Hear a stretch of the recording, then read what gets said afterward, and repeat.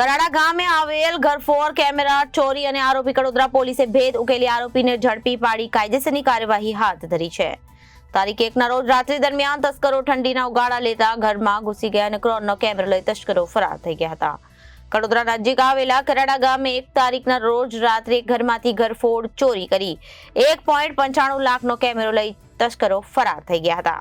કરાડા ગામે આવેલ ઘરફોડ કેમેરા ચોરી આરોપી કડોદરા પોલીસે ભેદ ઉકેલી આરોપીને ઝડપી પાડી કાયદેસરની કાર્યવાહી હાથ ધરી છે. ગત 1 તારીખના રોજ રાત્રિ દરમિયાન તસ્કરો ઠંડીના ઉગાડા લેતા ઘરમાં ઘૂસી ક્રોનનો કેમેરો લઈ તસ્કરો ફરાર થઈ ગયા હતા.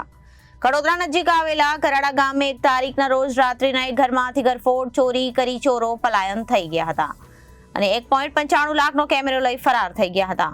સમગ્ર મામલે ઘરના વ્યક્તિને જાણ થતાં તાત્કાલિક કડોદરા પોલીસે જાણ કરાઈ હતી અને કડોદરા પોલીસ પેટ્રોલિંગમાં હતી. તે દરમિયાન ખાનગી બાતમી મળી હતી કે કડોદરા હનુમાન શ્રી જોડવા જતા માર્ગ પર કરાડા ઘરફોડ ચોરી આરોપી દબોચી લેવાયો છે. આરોપીનું નામ બ્રિજેશ કુમાર. કરાડા ગામ એક મકાનમાંથી કેનોન કંપનીનો કેમેરો ચોરી ગયો હતો અને આર્થિક સ્મારક નંગ રૂપિયા 1.95 લાખ કડોદરા પોલીસે મુદ્દામાલ સાથે ઝડપી પાડી ચોરને કાયદેસરની કાર્યવાહી હાથ ધરી છે. રિપોર્ટર કિસના સોની, જનાદેશ ન્યૂઝ, કડોદરા.